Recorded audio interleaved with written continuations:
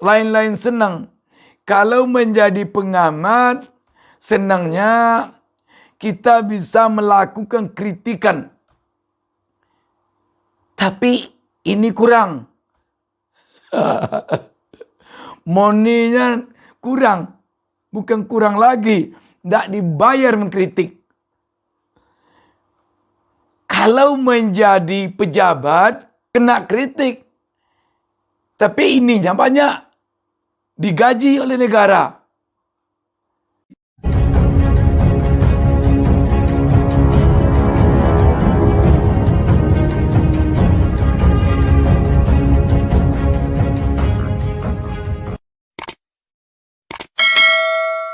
Assalamualaikum warahmatullahi wabarakatuh. Senang sekali kita dapat berjumpa kembali pada kesempatan ini. Saya Bustami Narda. Tak lupa mendoakan kepada Allah Subhanahu Wa Taala semoga seluruh pemirsa channel YouTube Bustami Narda Official ini selalu mendapatkan keberkahan hidup dari Allah Subhanahu Wa Taala, Tuhan yang Maha Esa. Sahabat BN, ini ada berita menarik. Menko Polhukam Mahfud MD ada yang minta dia agar tukar profesi saja menjadi pengamat. Jadi memang lain-lain senang.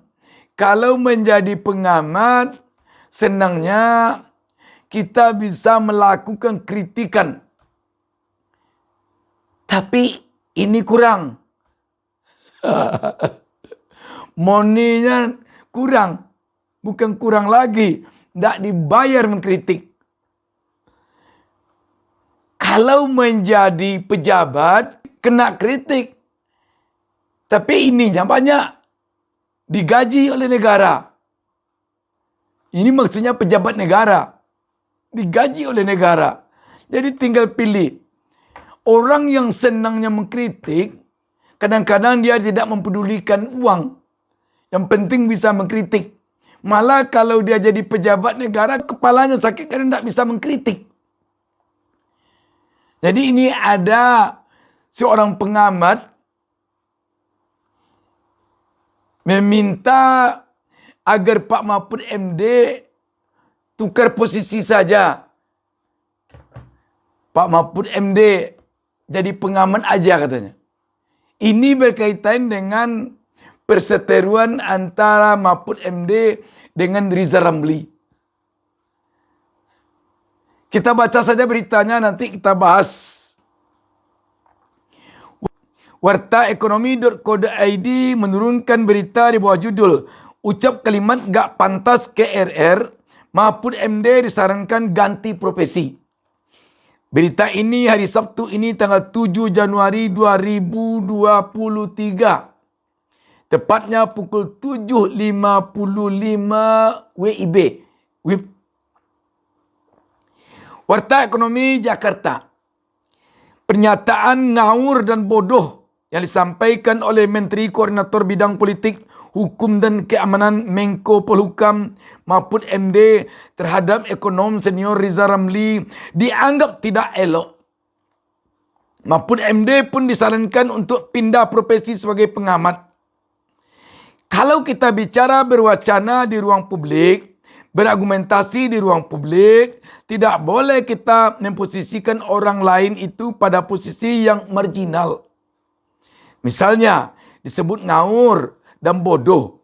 Tidak boleh itu. Ujar komunikolog Indonesia Emrus Sihombing kepada kantor berita politik Ermol Jumat 6 Januari.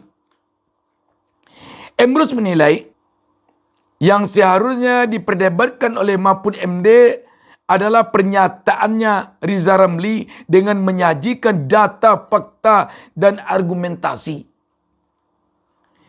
Sehingga tidak langsung menyimpulkan bahwa Rizal Ramli bodoh dan ngawur.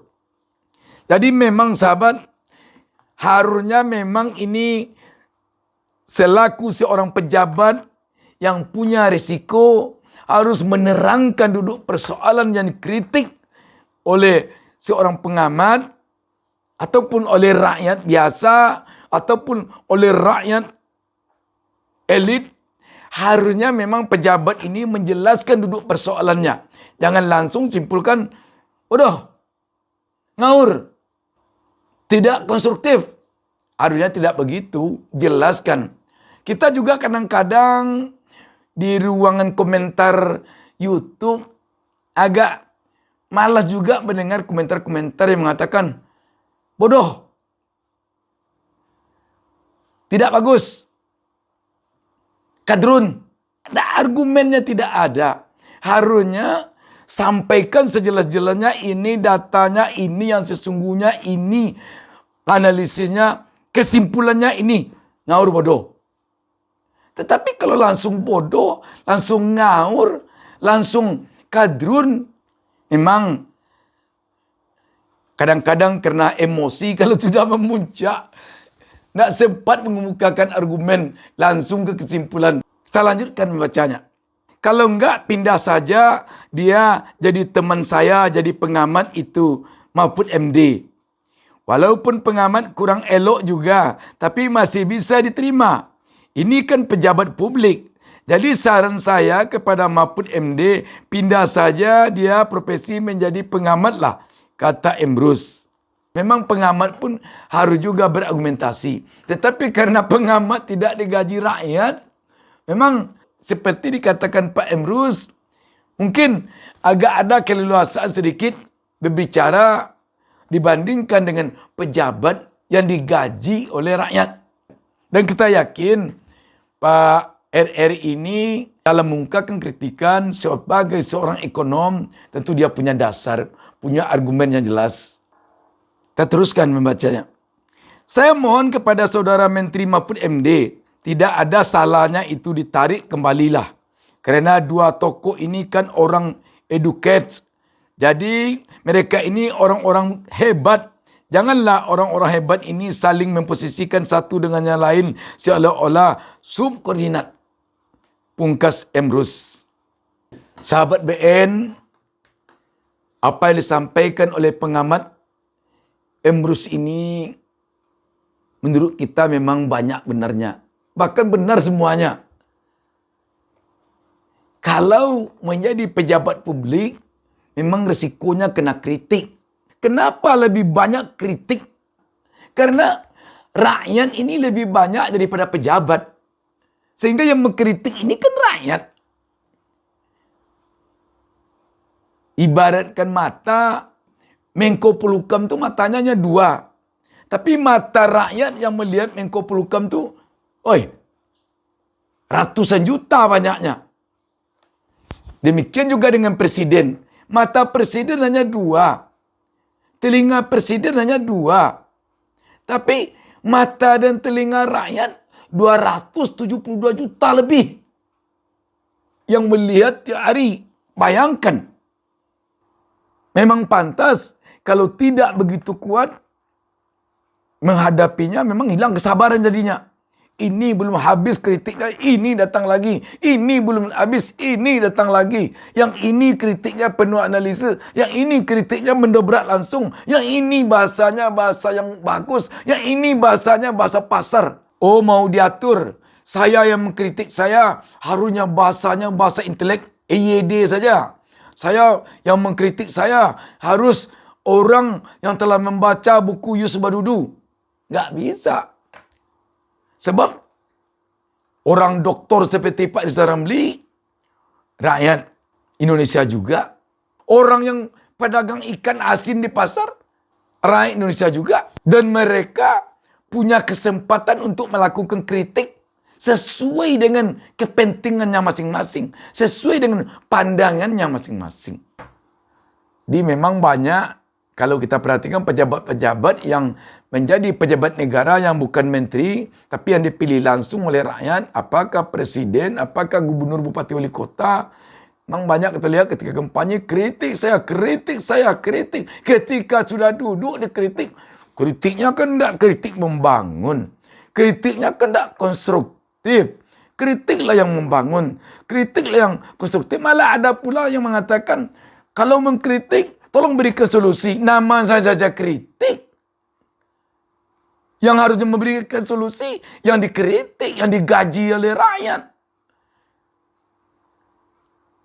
Memang ada juga pengamat yang berupaya memberikan solusi. Tapi harusnya tidak kewajiban dia memberikan solusi. Kewajiban pejabat negara yang sudah digaji oleh rakyat untuk mencarikan solusi dari persoalan yang dilemparkan oleh rakyat.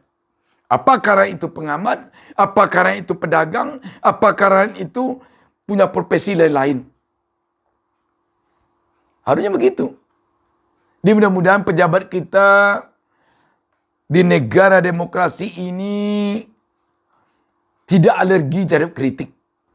Kita yakin kalau para pejabat kita sudah tidak alergi lagi dengan kritik, tidak perlu buzzer. Yang paling perlu adalah banyak orang yang ditugaskan untuk menyerap masukan-masukan dari rakyat. Apakah kritikannya atau masukannya atau saran pendapatnya disampaikannya secara baik, secara intelek, maupun yang disampaikannya secara sembrono dengan bahasa yang dia mampu. Cari data kalau mengkritik. Yang harus mencari data pejabat. Masa petani kehabisan pupuk, dia ada dapat pupuk, lantas dia mencak-mencak karena padinya sudah habis dimakan hama. Karena tak dapat pupuk, pemerintah tak bisa menyediakan pupuk. Kalaupun disediakan pupuk harganya mahal, itu suruh dia cari data dulu. Karena bisa dia cari data.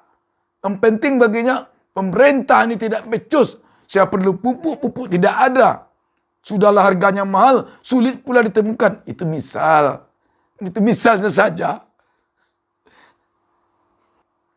Demikian, wassalamualaikum warahmatullahi wabarakatuh.